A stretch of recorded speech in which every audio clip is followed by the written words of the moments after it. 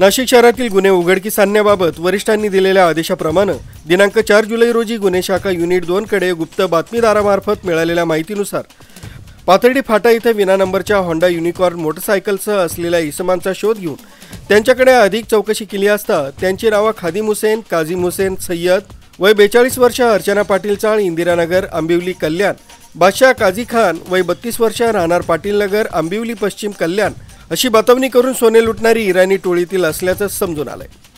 त्यांच्याकडे केलेल्या चौकशीत त्यांनी देवळाली कॅम्प पोलीस ठाण्यात व इंदिरानगर पोलीस ठाण्यात त्यांच्याविरुद्ध गुन्हा नोंद असून त्यांच्याकडून 2,90,000 रुपये किमतीचा मुद्देमाल हस्तगत करण्यात आलाय।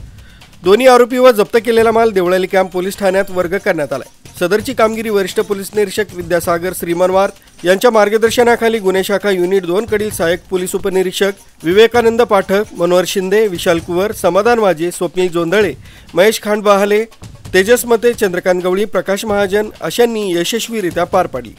संजय हिरे, अर्वाचीन महाराष्ट्र, नाशिक।